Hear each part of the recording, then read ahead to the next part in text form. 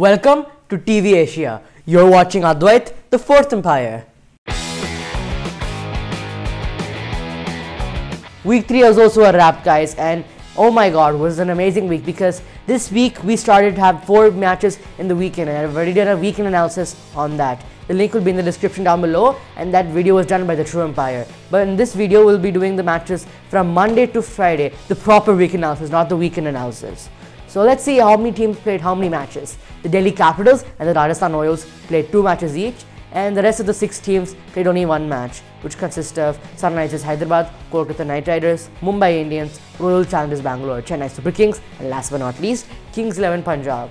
So game 1 of week 3 on Monday was between the Delhi Capitals and the Royal Challengers Bangalore.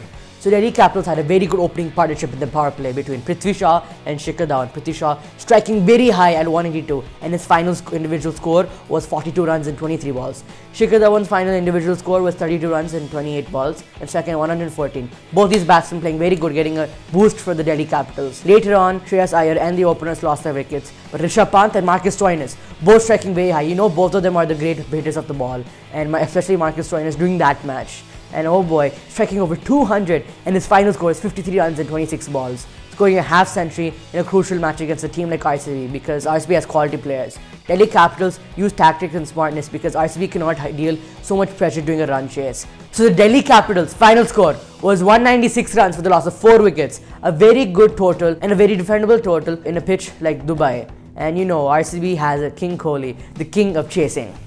So RCB's innings, nothing was going right for them ever since the start.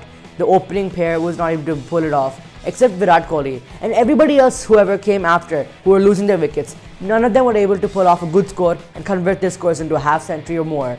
Virat Kohli also could not convert to a half century, but he converted it to a good score of 43 runs in 39 balls. Not very high striking, but still, at least it helped him contributing a lot. But Virat Kohli later on lost his wicket. And players were coming in. Every player in RCB came up for batting, which we did not want to see from the RCB because we all know if everybody comes for batting, it's not a good sign. But unfortunately, RCB could not win the match. But luckily, they didn't lose that 10th wicket. And Delhi Capitals won the match by 59 runs. Credit to Kagiso Rabada, conceding 24 runs and getting 4 wickets. And my god, what an amazing performance by Kagiso Rabada. But in the end of the match, man of the match went to Akshar Patel, having a very good economy, conceding only 18 runs, getting those 2 crucial wickets, which was very important from Akshar Patel. And he's a very good contributor towards the Delhi Capitals. And love his performance, and that's why he deserves man of the match. So the second match on Tuesday was between the Mumbai Indians and the Rajasthan Royals. Mumbai Indians was batting first, and they had a very good opening partnership between Rohit Sharma and Kunal the Cock, both striking very high, but they're not the ones who we're supposed to talk about in the Mumbai Indians winnings.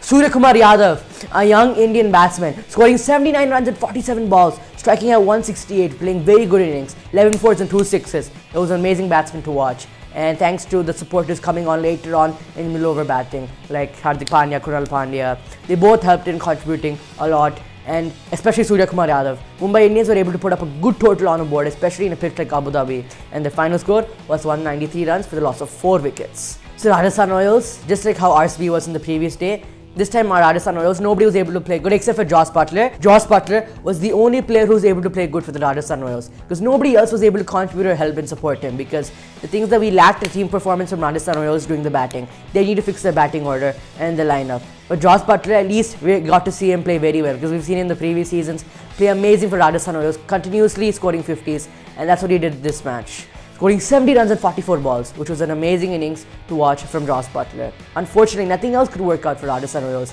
and they were all out. And the final score was 136 runs for the loss of 10 wickets in 18.1 overs. So unfortunately, Rajasthan Royals could not win the match. And Mumbai Indians won by 57 runs.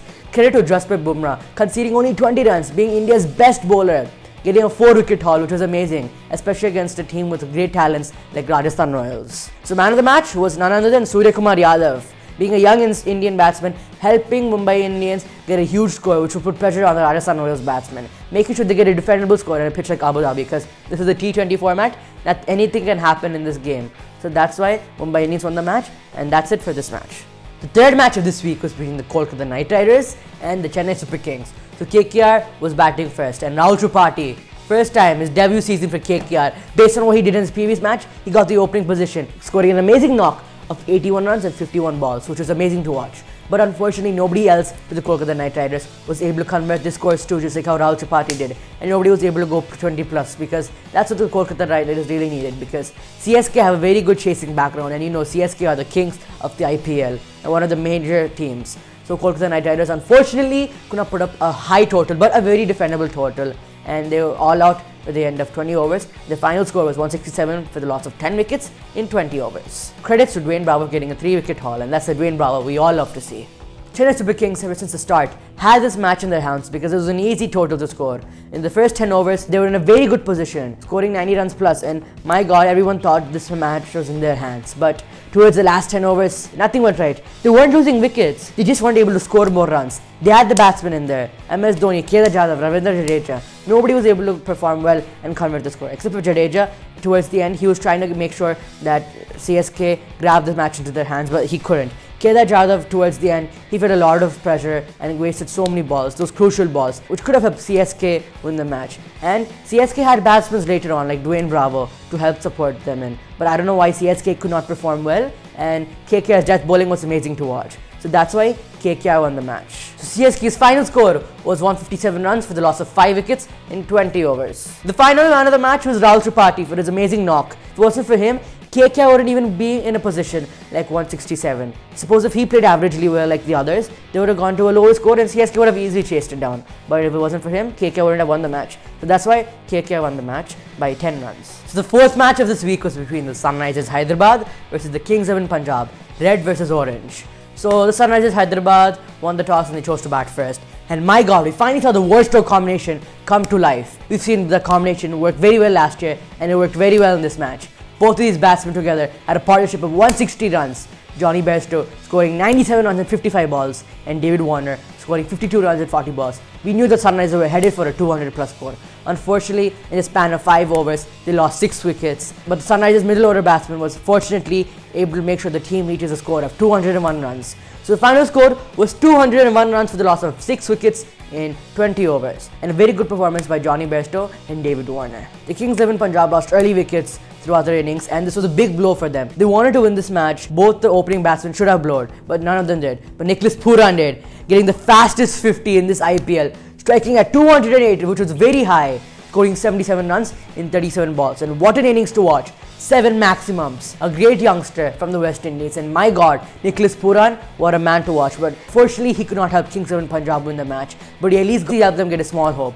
But the loss of Nicholas Pooran's wicket guaranteed the match for Sunrisers Hyderabad. Sunrisers Hyderabad easily won the match, making sure the Kings XI Punjab were all out. So the final score of Kings XI Punjab was 132 runs in 16.5 overs for the loss of 10 wickets. So in 16.5 overs, they were all out, unfortunately. But Sunrisers Hyderabad won the match by 69 runs. Credit to Rashid Khan for only conceding 12 runs and getting the 3-wicket haul.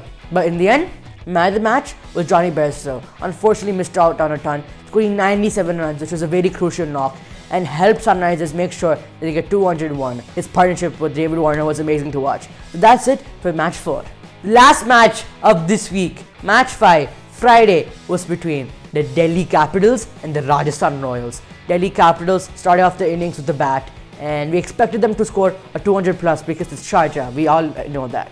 But the top 4 could not perform well and go on, but they at least contributed enough to make sure at least Delhi get a defendable score. But later on, the middle order batsmen, towards the end, Marcus Stoinis and Shimron Hetmeyer, both these batsmen doing very well and making sure the Delhi Capitals get the leading edge, and they both each scored very well and striked very high. Marcus Stoinis scoring 39 runs in 30 balls, Shimron Hetmeyer scoring 45 runs in 24 balls. So both these players helped make sure that Delhi Capitals reached a score, and the score was 184 runs for the loss of 8 wickets in 20 overs. Now the Rajasthan Royals were expected to play very good in Sharjah because we all know in the last 2 matches they played in Sharjah, they won both of them, and they chased a score of 228 in a pitch like Sharjah. But unfortunately the batting was totally wrong and nothing could go well. Only Yashasvi Jaiswal and Rahul Tewatia were able to play well, but Yashasvi Jaiswal could not strike very high. But none of the batsmen were able to convert this score, even Rahul Tewatia himself. Nothing was able to go well for the Rajasthan Royals, and the bowlers did well for Delhi Capitals. But Rajasthan Royals won 138 for the loss of 10 wickets in 19.4 overs. So Delhi Capitals won the match by 46 runs, an amazing performance by this team. Credits to Rabada getting a 3-wicket haul, making sure he gets a possession of the purple cap. By the end, the man of the match was none other than Ravichandran Ashwin, getting a 2-wicket haul, conceding 22 runs, which was very crucial against a team like Rajasthan Royals, getting the important wickets, especially Joss Butler early on. So that's why Ravichandran Ashwin won man of the match and he truly deserves it. Let's go over the points table after week 3 of Dream 11 IPL 2020. So on top of the table is none other than Delhi Capitals, winning 5 matches, only losing 1 match, getting 10 points. Next is Mumbai Indians, winning 4 matches, losing 2 matches, getting 8 points. Sunrisers Hyderabad, winning 3 matches, losing 3 matches, getting 6 points. KKR, winning 3 matches, losing only 2 matches, getting 6 points too. The RCB, winning 3 matches, losing 2 matches, getting 6 points. CSK, still not finding form, winning 2 matches, losing 4 matches, only have 4 points. Rajasthan Royals, also winning 2 matches, losing 4 matches, only having 4 points on the table. Last but not least, Kings 11 Punjab, won 1 match and lost 5 matches, and only have 2 points compared to the other teams. So that's this week's points table, and that's it for this video. And this week was an amazing week to watch.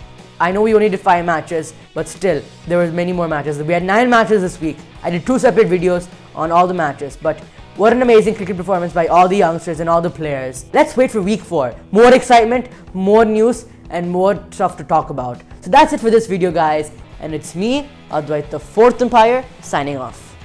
Thank you for watching TV Asia.